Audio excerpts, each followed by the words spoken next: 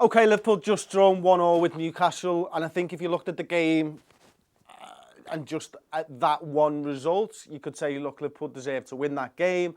But the fact of the matter is we didn't once again. We didn't take our opportunities in the first half. We should have been 2 goals better than them by half-time, easily for me. We've conceded what looked like a soft goal again, whether we're unlucky or not. It's another one of those goals.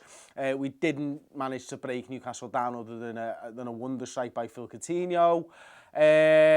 Guessing by now the comments will be full of Klopp's out. I'm not here to contend that. I am here to tell you that I now am a little bit worried for Liverpool's season though, because since that last international break, it's just not been good enough, and I was waiting for Paul and I tried not to listen, and I didn't go on Twitter this time, but I did write down Liverpool's last 7 results since the international break. We lost 5-0 to City, 2-0 with Sevilla we drew, 1-0 with Burnley, lost 2-0 to Leicester, beat Leicester 3-2, drew with Spartak, drew with Newcastle, 8 goals for, 14 goals against.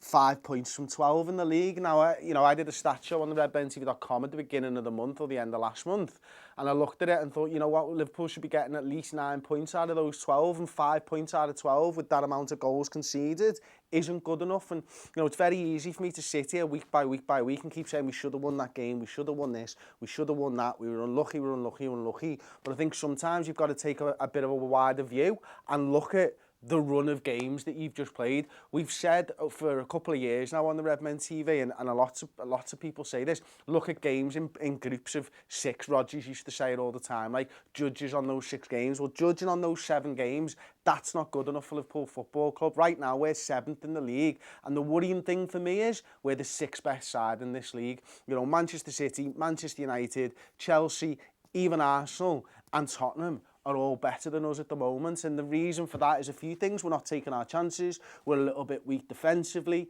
At what point do we have to start worrying about this? Because when's it going to change? We've got a massive game against Manchester United after the international break, and then we go into a Champions League game straight after that with Maribor.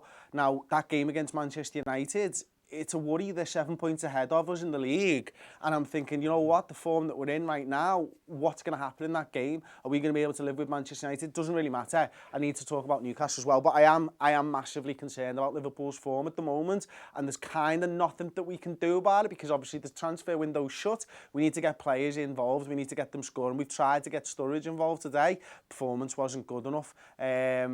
Yeah, it's mad, like, it's crazy. On the game itself, I do think that we were good enough first half to be comfortably in the lead. We gave a little bit too much time and space to John Joe for their goal, obviously. I mean, I talked about it, and I'm sure Paul probably talked about it. For me, it wasn't bad defending for their goal. It was just the lack of an arm up or a step out that would have made that decision dead easy for the assistant referee. He should have been putting his flag up. I felt it was offside anyway, but the fact that your 2 centre-halves don't claim for it is a concern. You put both of them stop and put their hand up, and that linesman goes, yeah, because he's a little bit unsure. You make it a little bit easier, but there's no leadership at the back there. Not one of them's putting their arm up, and we spoke about it at half-time. Paul mentioned it.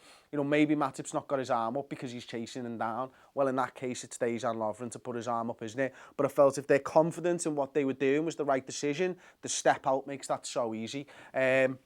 From us, it's a wonder goal again by Philippe Coutinho. He steps inside. I just knew that he was going to take that goal. I really did. I called it, in fact. He just steps inside and he puts it top left. Keeper's top right, or top left, as you suppose Phil's looking at it and stuff. Brilliant goal again, but that's the only time that we broke Newcastle down. Again, the finishing wasn't good enough. Mo Salah's finishing wasn't good enough. A couple of opportunities that he's flying through into the box and again doesn't finish his dinner. Sadio Mane's form of the last couple of games not been great. We switched him to the right hand side from the left. Thought he'd have a little bit of a go at Javier Manquillo, put him under pressure. Mo Salah's coming in on Manquillo's good right foot, and I felt like maybe the switch was for Mane to go outside. We didn't get Mane involved in the game. We made a couple of substitutions. We bring Solanke on, we bring Firmino on. Solanke has a header that nearly goes in, but it's from a tough position. He wasn't really in the position to score from it. But Firmino didn't really get involved in the game. We gave Oxlade-Chamberlain 5 minutes. That gives Arsenal fans a reason to have another little pop at us. It's just mad. Like, have we got anything decent to talk through, Tom? Dan Gayton says, the passing, flowing game we had at the beginning of last season has completely disappeared. No connection between players at all. Yeah, and one of the reasons for that, I think, is that Adam Lallana's not there. I disagree, to be honest. I do think we do have a fluid passing game. I think what we're trying to do now is we're trying to go a little bit slower at the back and try and draw teams out such that we can have that ball over the top to maybe Salah or Mane. So I think our passing game's changed slightly, so it doesn't look quite as good as last season. But one of the reasons that it doesn't look quite as good as last season is the transition player, Adam Lallana. You know, the guy who was the linchpin between midfield and attack hasn't been there this season, and we're missing him massively. You know, I looked at that bench before the game and I thought, wow, that's a really strong bench and a really strong team.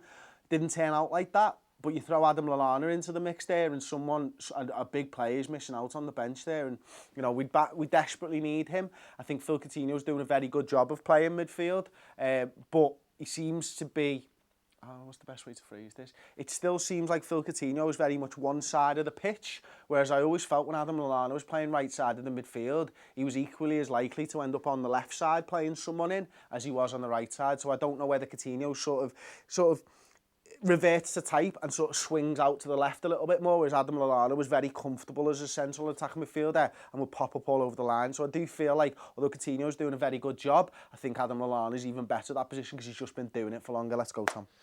Bailey Shaw, we've now scored 22 goals from 232 shots this season in all competitions. That's a ratio of 1 goal for every 10.5 shots. With the attacking players we have at disposal, that is absolute garbage. I don't know if that's completely true. I mean, those stats have been flying around for a long time now. I noticed 121 shots, 6 goals and stuff like that. Who's the guy's name? It was Bailey something.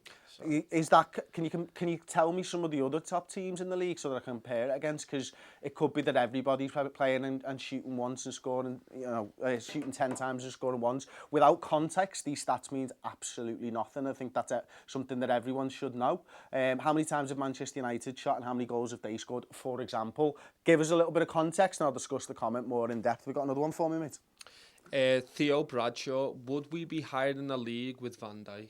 He hasn't been fit, has he, up until a couple of weeks ago, so probably not, to be perfectly honest with you. I do think that maybe the performances of other players, like Dejan Lovren or Joe Matip, might have had to step up a little bit, knowing that you've got a guy who would have been worth £70 million sitting and waiting in the wings. So there's a potential there that that's the case, but does he adversely affect the football in any way, shape or form? No, not right now. Maybe we're just coming into the area of the season where he does. The other thing is as well, like I think we've seen with Alex Oxlade-Chamberlain, Klopp's had opportunities to start Alex Oxlade-Chamberlain, but Oxlade-Chamberlain's come from this Arsenal system that's completely different to Liverpool's pressing style. So I think Klopp's just sort of drip feeding Chamberlain in a few minutes here, making sure that he's getting used to the system and stuff like that.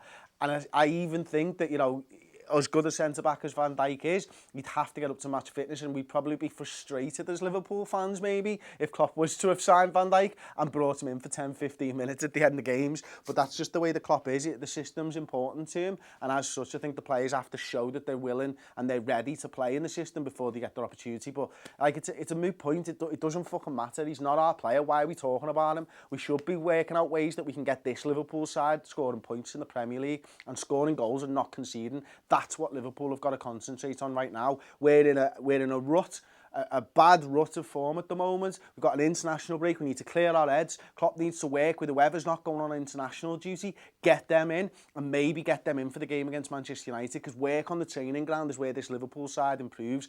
Van Dijk doesn't help us fucking improve, and us talking about it as fans is fucking pointless, quite honestly. Next one, mate. Metallica Jordan, I like this one. Klopp outs are cop outs. # Payjack Nudes from Australia. But the first bit I agree with. Yeah, I'm not going to give any time to this Klopp out stuff now, because it's just a load of shit on the fucking internet. And I've been to loads of games this season. I've not heard anyone talking about it before the game, at half time, after the game. Nobody's talking about it. It just seems to be internet comments. So you know what you do? You just starve it of oxygen. Next one. John Narty with a bit of context on that comment before. Man United, 121 shots, 21 goals in the Premier League. So half as good. Conversion rate of 17.3, sorry.